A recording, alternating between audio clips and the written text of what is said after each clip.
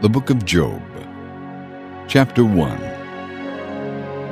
There was a man named Job who lived in the land of Uz. He was blameless, a man of complete integrity. He feared God and stayed away from evil. He had 7 sons and 3 daughters. He owned 7,000 sheep, 3,000 camels, 500 teams of oxen, and 500 female donkeys, and he employed many servants. He was, in fact, the richest person in that entire area. Every year when Job's sons had birthdays, they invited their brothers and sisters to join them for a celebration.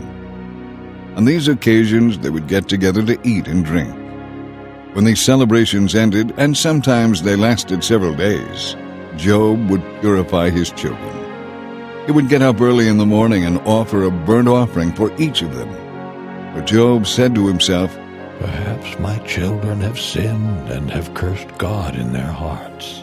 This was Job's regular practice. One day the angels came to present themselves before the Lord, and Satan the accuser came with them. "Where have you come from?" the Lord asked Satan. And Satan answered the Lord, "I have been going back and forth across the earth, watching everything that's going on." Then the Lord asked Satan, "Have you noticed my servant Job?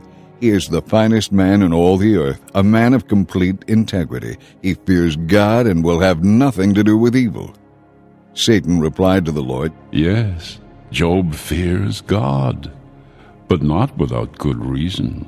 You have always protected him and his home and his property from harm. You have made him prosperous in everything he does. Look how rich he is.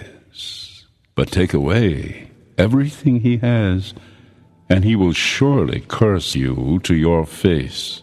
"All right, you may test him," the Lord said to Satan. "Do whatever you want with everything he possesses, but don't harm him physically." So Satan left the Lord's presence. One day, when Job's sons and daughters were dining at the oldest brother's house, a messenger arrived at Job's home with this news. "Your oxen were plowing with the donkeys feeding beside them when the Sabians raided us. They stole all the animals and killed all the farmhands. I am the only one who escaped to tell you." While he was still speaking, another messenger arrived with this news. "The fire of God has fallen from heaven and burned up your sheep and all the shepherds. I am the only one who escaped to tell you." While he was still speaking, a third messenger arrived with this news. 3 bands of Chaldean raiders have stolen your camels and killed your servants. I am the only one who escaped to tell you." While he was still speaking, another messenger arrived with this news. "Your sons and daughters were feasting in their oldest brother's home. Suddenly, a powerful wind swept in from the desert and hit the house on all sides. The house collapsed, and all your children are dead. I am the only one who escaped to tell you." Job stood up and tore his robe in grief. Then he shaved his head and fell to the ground before God. He said, "I came naked from my mother's womb, and I will be stripped of everything when I die. The Lord gave me everything I had, and the Lord has taken it away. Praise the name of the Lord." In all of this, Job did not sin by blaming God. Chapter 2. One day the angels came again to present themselves before the Lord, and Satan the accuser came with them. "Where have you come from?" the Lord asked Satan. And Satan answered the Lord, "I have been going back and forth across the earth, watching everything that's going on." Then the Lord asked Satan, "Have you noticed my servant Job? He is the finest man in all the earth, a man of complete integrity. He fears God and will have nothing to do with evil. And he has maintained his integrity, even though you persuaded me to harm him without cause." Satan replied to the Lord, "Skin for skin. He blesses you only because you bless him. A man will give up everything he has to save his life, but take away his health, and he will surely curse you to your face." "All right, do with him as you please," the Lord said to Satan, "but spare his life." So Satan left the Lord's presence, and he struck Job with a terrible case of boils from head to foot. Then Job scraped his skin with a piece of broken pottery as he sat among the ashes. His wife said to him, "Are you still trying to maintain your integrity? Curse God and die." But Job replied, You talk like a godless woman. Should we accept only good things from the hand of God and never anything bad? So in all this, Job said nothing wrong. 3 of Job's friends were Eliphaz the Temanite, Bildad the Shuhite, and Zophar the Naamathite. When they heard of the tragedy he had suffered, they got together and traveled from their homes to comfort and console him. When they saw Job from a distance, they scarcely recognized him. Wailing loudly, they tore their robes and threw dust into the air over their heads to demonstrate their grief. Then they sat on the ground with him for 7 days and nights, and no one said a word, for they saw that his suffering was too great for words. Chapter 3. At last Job spoke, and he cursed the day of his birth. He said, "Cursed be the day of my birth, and cursed be the night when I was conceived. Let that day be turned to darkness. Let it be lost even to God on high, and let it be shrouded in darkness. Yes, let the darkness and utter gloom claim it for its own. Let a black cloud overshadow it, and let the darkness terrify it. Let that night be blotted off the calendar, never again to be counted among the days of the year, never again to appear among the months. Let that night be barren, let it have no joy. Let those who are experts at cursing those who are ready to rouse the sea monster curse that day. Let its morning stars remain dark. Let it hope for light, but in vain. May it never see the morning light. Curse it for its failure to shut my mother's womb, for letting me be born to all this trouble. Why didn't I die at birth as I came from the womb? Why did my mother let me live? Why did she nurse me at her breast? For if I had died at birth, I would be at peace now, asleep and at rest. I would rest with the world's kings and prime ministers famous for their great construction projects. I would rest with wealthy princes whose palaces were filled with gold and silver. Why was I not buried like a stillborn child, like a baby who never lives to see the light? For in death the wicked cease from troubling, and the weary are at rest. Even prisoners are at ease in death, with no guards to curse them. Rich and poor are there alike, and the slave is free from his master. Why should light be given to the weary and life to those in misery? They long for death, and it won't come. They search for death more eagerly than for hidden treasure.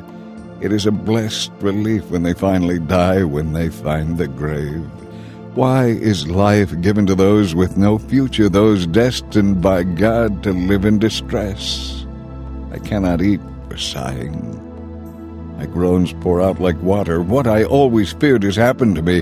What I dreaded has come to be. I have no peace, no quietness. I have no rest.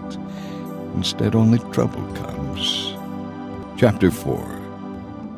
Then Eliphaz the Temanite replied to Job, "Will you be patient and let me say a word? For who could keep from speaking out? In the past, you have encouraged many a troubled soul to trust in God. You have supported those who were weak. Your words have strengthened the fallen. You steadied those who wavered. But now, when trouble strikes, you faint and are broken.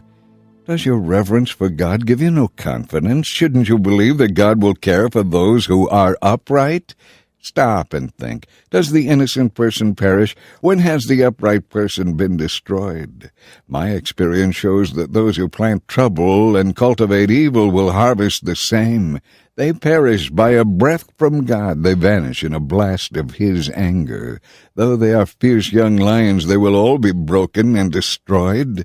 The fierce lion will starve, and the cubs of the lioness will be scattered." This truth was given me in secret as though whispered in my ear. It came in a vision at night as others slept. Fear gripped me. I trembled and shook with terror. A spirit swept past my face. Its wind sent shivers up my spine. It stopped, but I couldn't see its shape. There was a form before my eyes, and a hushed voice said, "Can a mortal be just and upright before God? Can a person be pure before the Creator? If God cannot trust his own angels and has charged some of them with folly, how much less will he trust those made of clay? Their foundation is dust, and they are crushed as easily as moths. They are alive in the morning, but by evening they are dead, gone forever without a trace. Their tent collapses. They die in ignorance." Chapter 5. You may cry for help, but no one listens. You may turn to the angels, but they give you no help. Surely resentment destroys the fool, and jealousy kills the simple. From my experience, I know that fools who turn from God may be successful for the moment. But then comes sudden disaster. Their children are abandoned, far from help, with no one to defend them. Their harvests are stolen, and their wealth satisfies the thirst of many others, not themselves. But evil does not spring from the soil, and trouble does not sprout from the earth. People are born for trouble as predictably as sparks fly upward from a fire. My advice to you is this: go to God and present your case to Him, for He does great works too marvelous to understand. He performs miracles without number. He gives rain for the earth. He sends water for the fields. He gives prosperity to the poor and humble, and He takes sufferers to safety. He frustrates the plans of the crafty so their efforts will not succeed. He catches those who think they are wise in their own cleverness, so that their cunning schemes are thwarted. They grope in the daylight as though they were blind. They see no better in the daytime than at night. He rescues the poor from the cutting words of the strong. He saves them from the clutches of the powerful. And so at last the poor have hope, and the fangs of the wicked are broken. But consider the joy of those corrected by God. Do not despise the chastening of the Almighty when you sin, for though He wounds, He also bandages. He strikes, but His hands also heal. He will rescue you again and again, so that no evil can touch you. He will save you from death in time of famine, from the power of the sword in time of war. You will be safe from slander and will have no fear of destruction when it comes. You will laugh at destruction and famine. Wild animals will not terrify you. You will be at peace with the stones of the field, and its wild animals will be at peace with you. You will know that your home is kept safe. When you visit your pastures, nothing will be missing. Your children will be many. Your descendants will be as plentiful as grass. You will live to a good old age. You will not be harvested until the proper time. We have found from experience that all this is true. Listen to my counsel and apply it to yourself.